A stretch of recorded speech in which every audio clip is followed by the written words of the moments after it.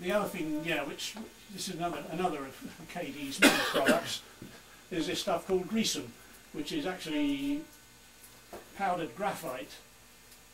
If you put a little bit of that into the coupler box, again it helps the you know, to keep everything nicely lubricated. The difficulty is in getting a little bit into the coupler box. What tends to happen is you tap and tap and tap and nothing happens, so you give the tube a squeeze and next thing you know there's a black cloud. There's a quarter ounce of graphite grease in the coupler box. So again, you've got to be careful with it, but it does seem to work well. Print stuff out of the dust out of a up here. Yeah. Okay, I think that's it. That's it for the coupler. So it's basically the height, the trip pin height, and making sure that the coupler will swing freely and will come back into a centered position. Final thing is car weight. Now,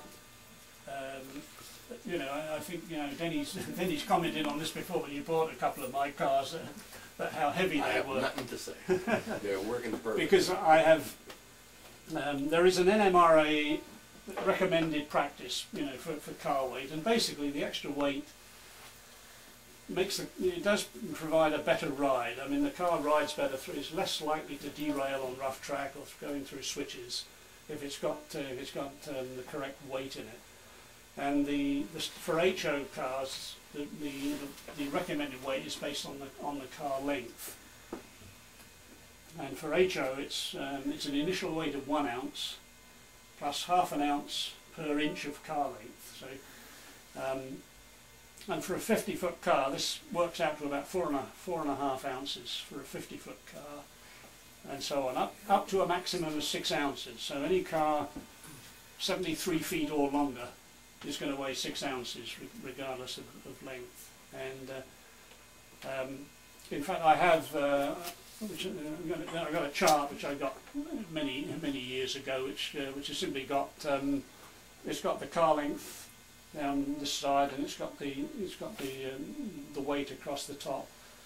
So you simply have to, you know, you can either have your car weight in inches or in scale feet, and you just read across and then up to the top scale to figure out what the car weight should be. Most certainly a lot of the cars do come with enough weight, you know, supplied with the kit that you know, when you assemble them, they are quite, you know, quite accurate. Most of them, particularly things like the African cars, they always come out too light. So you need to add extra weight. What and all I use is this little kitchen scale, which I got from the kitchen department of the local hardware store. And this is, you say, it goes up to 500 grams, which is a little more than ½ a pound, and so it's more than adequate for our purposes. And it's got a little, it's got a zero adjusting knob on it, and it's got a little container, so you can weigh the car, you know, you can weigh the car fully assembled, or you can weigh all the pieces beforehand if you wish to do so. And in fact, yeah, and that comes to about just under 3 3/4 ounces, which is correct for a 40-foot car.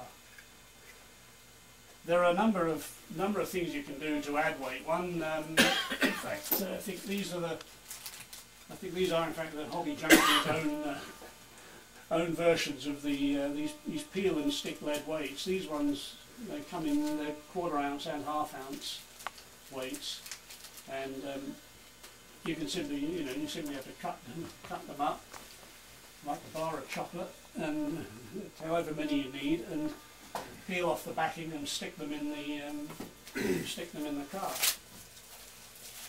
If you were adding those, would you place them over the trucks, or would you I'm preempting you, I'm sorry. Does that answer your question? Sorry about that. That's okay. Yeah, this in fact is an Athearn car, and I guess rather than use the other thing you can use instead of these lead weights is what I use a variety of hex nuts and washers, which of course you can buy. They've got them in bulk at places like Renault Depot and Home Depot. So, and you can get you can use different sizes and you can get your weight pretty accurate.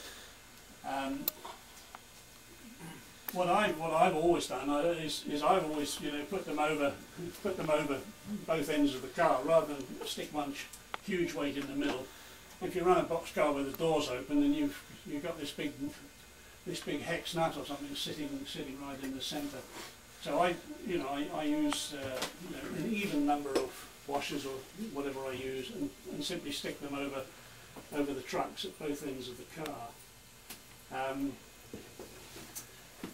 How you stick them in, really, there's a number of choices. These have been stuck in using double-sided carpet tape, which is the only trouble with that stuff is that when it's designed so that it's got a backing. Yeah, it's sticky. It's very sticky tape, this stuff, and it's got a plastic strip on it. And the idea is, when you're laying carpet, you stick it on the floor, peel the backing off, and then lay the carpet. The only trouble is when you try and cut this stuff with a pair of scissors, unless the scissors are very sharp, it sticks to one blade, you usually end up having about 2 or 3 goes before you manage to get a clean cut. But it sticks like shit to a blanket, believe me. If you'll pardon the expression.